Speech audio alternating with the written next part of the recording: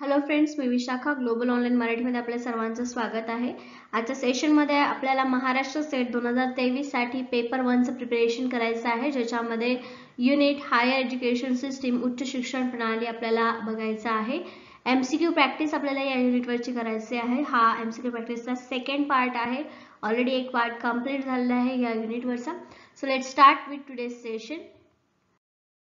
Session start करण्यापूर्वी एक important सूचना किंवा संधी आहे त्या स्टुडंटसाठी जे स्टुडंट्स यावर्षीची एक्झाम टार्गेट करतायत, जी होणार आहे 26 मार्चला. या एक्झामला टार्गेट करत आम्ही एक टेस्ट सिरीज लॉन्च करत आहोत, स्पेशली MS स्टेट 2023 पेपर 1 साठी, ज्यामध्ये तुम्हाला मिळणार आहे 50 टेस्ट. डेली एक टेस्ट होईल संध्याकाळी 6 वाजता आणि 7 वाजेपर्यंत तुम्ही ती सॉल्व्ह करू शकता. यामुळे टेस्ट सिरीजमुळे तुमची पेपर 1 ची पूर्ण प्रॅक्टिस होणार आहे. सेम टेस्ट मध्ये तुम्हाला तुमचा स्कोर समजेल आणि सोल्युशन सुद्धा मिळतील. एका टेस्ट मध्ये 50 क्वेश्चन्सची प्रॅक्टिस तुमची होणार आहे. या टेस्ट सिरीजची फीस आहे 1000 रुपीज आणि जॉईन केल्यानंतर तुम्हाला लगेचच त्या ग्रुपमध्ये ऍड करून आपली टेस्ट सिरीजची प्रोसेस स्टार्ट केली जाईल. जॉईन होण्यासाठी इकडे दिलेल्या व्हॉट्सअप नंबरवरती मेसेज करा किंवा प्ले स्टोरवरून ग्लोबल ऑनलाईन नावाचा ऍप डाउनलोड करा. पेपर 1 सोबतच पेपर 2 साठी नोट्स आणि एमसीक्यूज देखील अवेलेबल आहेत. इकडे सब्जेक्टची लिस्ट दिलेली आहे.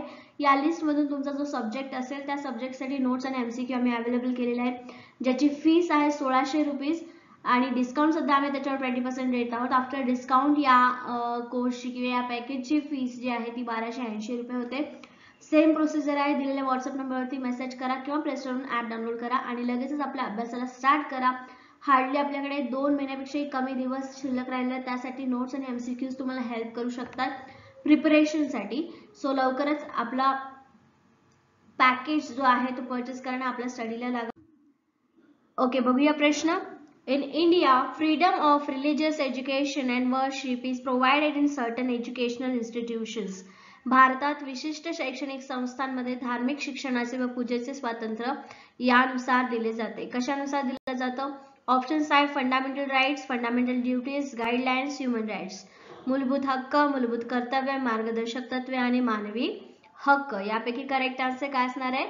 आन्सर असणार आहे करेक्ट फंडामेंटल राईट्स, मूलभूत हक्क. काय हायर एज्युकेशन सिस्टीम मध्ये आपल्याला थोडंसं पॉलिटिकल सायन्स सुद्धा याच्यामध्ये स्टडी करावं लागतं. हे क्वेश्चन्स त्याच्यावर देखील येतात. तर त्यापैकीच हा एक प्रश्न आहे की भारतात शैक्षणिक संस्थांमध्ये, ठीक आहे, धार्मिक शिक्षणाचे व पूजेचे स्वातंत्र्य कशानुसार दिलेले आहे?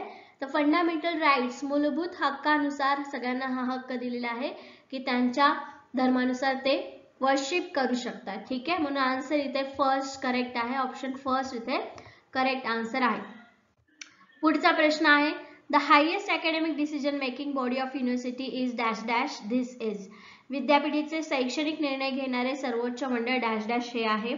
ऑप्शन्स आहेत board of studies, faculty, faculty council, college on university development board, अभ्यास मंडळ, विद्याशाखा, विद्या परिषद आणि महाविद्यालय व विद्यापीठ विकास मंडळ. सो याचं करेक्ट आन्सर आहे ऑप्शन थर्ड, विद्या परिषद, फॅकल्टी काउन्सिल. ठीक आहे, याच्यामध्ये काय होतं, शिक्षणाचे सगळे निर्णय घेण्याची ही सर्वोच्च संस्था आहे किंवा सगळ्यात मोठं मंडळ आहे विद्यापीठाचे सगळे निर्णय घेण्यासाठी. ओके, ऑप्शन 3 इथे करेक्ट आहे. Next question, following are the main objective of higher education department, government of India.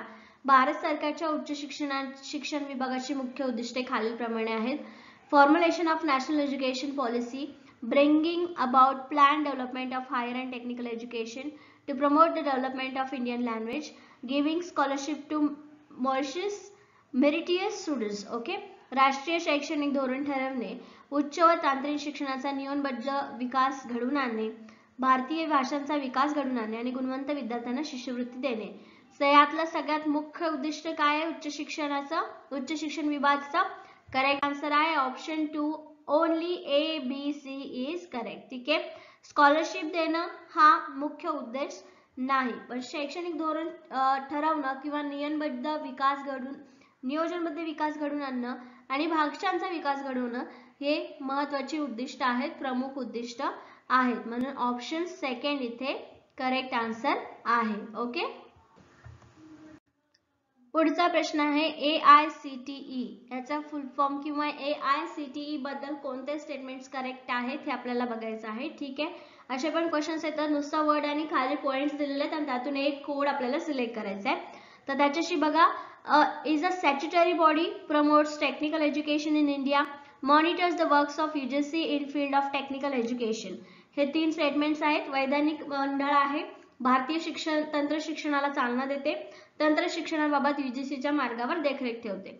So याच्यातलं correct statement कुठले आहेत? करेक्ट आन्सर आहे option 3 A and B is correct. Statutory body आहे आणि टेक्निकल एज्युकेशनला प्रमोट्स करते भारतामध्ये. हे या संस्थेचं AICTE या संस्थेचं काम आहे आणि इथे करेक्ट आन्सर आहे ऑप्शन 3. ओके, क नाही. पुढचा प्रश्न आहे, which of the following is a false about open education system. मुक्त शिक्षण प्रणालीबाबत खालीलपैकी कोणते असत्य आहे हे सांगायचं आहे. ऑप्शन्स आहेत, it compromises the essential quality aspects, it provides learning opportunities to students living far away, it gives concession on regular attendance, it is not expensive compared to regular education.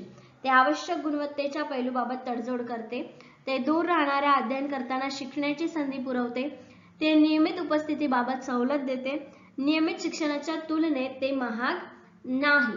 So याचं correct answer असणार आहे option first, it compromises the essential quality aspects. ठीक आहे, ते आवश्यक गुणवत्तेच्या पैलूबाबत तडजोड करतं. हे असत्य स्टेटमेंट आहे, तडजोड कुठेही नसते. ठीक आहे, डिस्टन्स एज्युकेशन जरी असेल तरी त्या शिक्षणाला देखील तेवढीच व्हॅल्यू असते आणि त्याच्यात कुठल्याही प्रकारची तडजोड नसते. ठीक आहे, म्हणून याच्यामध्ये हे तडजोड करते हे स्टेटमेंट कसं आहे? फॉल्स आहे, असत्य आहे. ओके, पुढचा प्रश्न आहे, कन्सिडर द फॉलोइंग स्टेटमेंट. खालील विधानांवर विचार करा. स्टेटमेंट आहे, national secondary education mission was launch in 2009. The national secondary education mission ensures quality education to all boys and girls in 2017. राष्ट्रीय माध्यमिक शिक्षण अभियान 2009 मध्ये सुरू करण्यात आले. राष्ट्रीय माध्यमिक शिक्षण अभियान 2017 पर्यंत सर्व मुलींना जीवनावश्यक गुणवत्तापूर्ण शिक्षण देण्याची ग्वाही देते. सो यातलं कुठलं स्टेटमेंट खरं आहे? ऑप्शन्स आहेत, both statement A and B wrong, both statement A and B are correct, statement A is false आणि B is correct, statement A is true आणि B इज फॉल्स. सो याचं correct answer आहे 2, both statements are correct. Education policy माध्यमिक शिक्षण अभियान 2009 मध्ये सुरू करण्यात आलं, हे पण बरोबर आहे. आणि माध्यमिक शिक्षण अभियान 2017 पर्यंत गुणवत्तापूर्ण शिक्षण देण्याची ग्वाही देते, हे सुद्धा स्टेटमेंट बरोबर आहे. म्हणून ऑप्शन सेकंड इथे बरोबर आहे. पुढचा प्रश्न बघूया. Which of the following statements about national knowledge commission is incorrect. राष्ट्रीय ज्ञान आयोगासंबंधी खालीलपैकी कोणती विधाने चुकीची आहेत? ऑप्शन्स आहेत, the commission recommended the establishment of 1500 universities. आयोगाने 1500 विद्यापीठांच्या स्थापनेची शिफारस केली. This commission was appointed by government of India in 2005, appointed under chairmanship of Sam Pitroda. The Knowledge Commission submitted its report to the government in 2012. Knowledge Commission was concerned with primary education. The Knowledge Commission recommended spending 1.5% of gross national income on higher education. आयोगाने 1500 विद्यापीठ स्थापनेची शिफारस केली. हा आयोग भारत सरकारने 2005 मध्ये Sam Pitroda यांच्या अध्यक्षतेखाली निवडला. ज्ञान आयोगाने आपला अहवाल 2012 मध्ये सरकारला सादर केला. ज्ञान आयोग हा प्राथमिक शिक्षणाशी संबंधित होता. ज्ञान आयोगाने स्थूल राष्ट्रीय उत्पन्नाच्या 1.5% खर्च शिक्षणावर करण्याची शिफारस केली. आता यामधले चुकीचं विधान कोणतं आहे ते सांगायचं आहे आणि खाली ऑप्शन्स दिलेले आहेत. करेक्ट आन्सर आहे ऑप्शन फर्स्ट, ओनली C आणि D. ठीक आहे, ज्ञान आयोगाने आपला अहवाल 2012 मध्ये सरकारला सादर केला आणि ज्ञान आयोग हा प्राथमिक शिक्षणाशी संबंधित होता. हे 2 स्टेटमेंट इथे चुकीची आहे. ठीक आहे, पुढचा प्रश्न आहे, which of the following is not the purpose of establishment of district education and training institution. जिल्हा शिक्षण प्रशिक्षण संस्थांच्या स्थापनेचा उद्देश खालीलपैकी कोणता नाही? ऑप्शन्स आहेत, to organise in service training for primary teachers, developing effective monitoring and evaluation system at the school level, advising the district board of education, conducting scholarship examinations for school students. प्राथमिक शिक्षकांसाठी सेवांतर्गत शिक्षणाचे आयोजन करणे, शालेय स्तरावर प्रभावी पर्यवेक्षण व मूल्यमापन पद्धती विकसित करणे, जिल्हा शिक्षण मंडळाला सल्ला देणे आणि शालेय विद्यार्थ्यांसाठी शिष्यवृत्ती परीक्षांचे आयोजन करणे. कोणता उद्देश नाही असं विचारलेलं आहे. ठीक आहे, याचा करेक्ट आन्सर आहे option 4 conducting scholarship examination for school students. शिष्यवृत्ती परीक्षांचं आयोजन करण्याचं काम जिल्हा शिक्षण किंवा प्रशिक्षण संस्थांचा मुख्य उद्देश नाही. हे अरेंज करतात पण ते त्यांच्या मार्फत मुख्य उद्देश नाही. ठीक आहे, पुढचा प्रश्न आहे which of the following constituent bodies does not function under NCERT. NCERT अंतर्गत खालीलपैकी कोणता घटक संस्था कार्य करत नाही. ऑप्शन्स आहेत Nipah, national institution of education, central institute of educational technology, UGC, regional college of education. Sorry, options हे आहेत आणि यापैकी कोणता घटक कार्य करत नाही हे सांगायचं आहे. सो याचा करेक्ट आन्सर आहे option 3 only A and D. Nipah and UGC हे NCERT अंतर्गत कार्य करत नाही, बाकीच्या संस्था करतात. ठीक आहे, पुढचा प्रश्न आहे Indian council of social science research was establish Wien among the following. भारतीय सामाजिक शास्त्र संशोधन परिषदेची स्थापना ICSSR ज्याला शॉर्ट फॉर्म मध्ये म्हणतात यापैकी कधी करण्यात आली. ऑप्शन्स आहेत 1967, 1977, 1985 आणि 1973.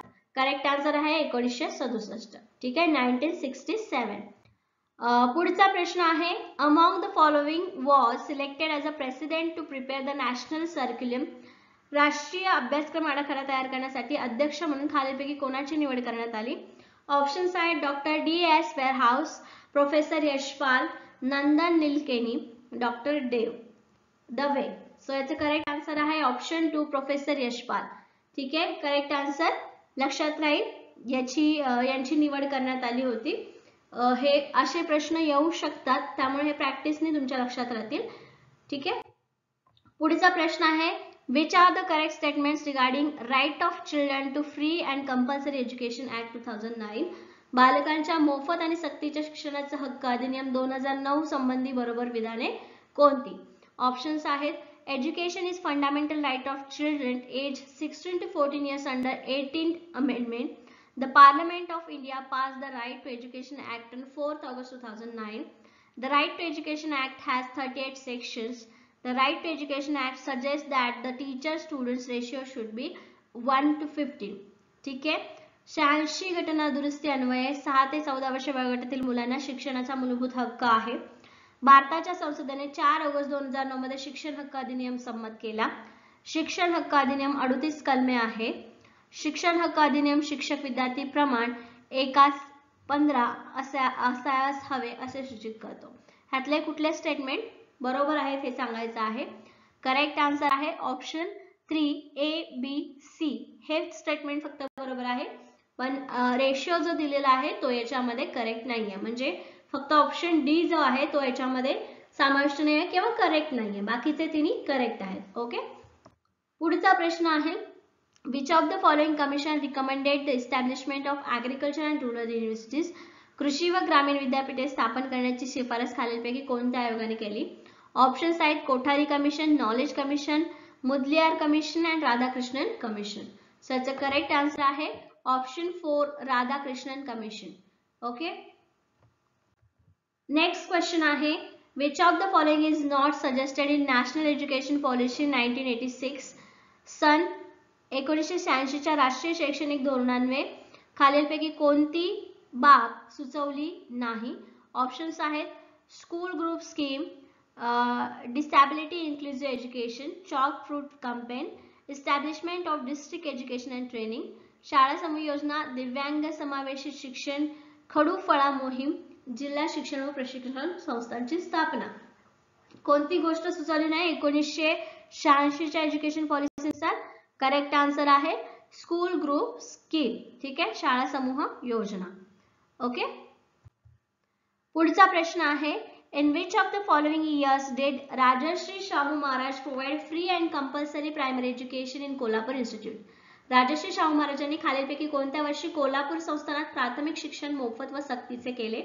ऑप्शन्स आहेत 1907, 1917, 1913 आणि 1920. त्याच्यातलं करेक्ट आन्सर आहे ऑप्शन 2 1917. ठीक आहे, 1917 मध्ये राजर्षी शाहू महाराजांनी शिक्षण जे आहे, प्राथमिक शिक्षण जे आहे ते मोफत आणि सक्तीचं केलं होतं. ओके, सो अशा प्रकारे आपण आजचे प्रॅक्टिस क्वेश्चन्स या युनिटवरचे संपवलेले आहेत. That's it for today. Thank you for today's session. Have a nice day.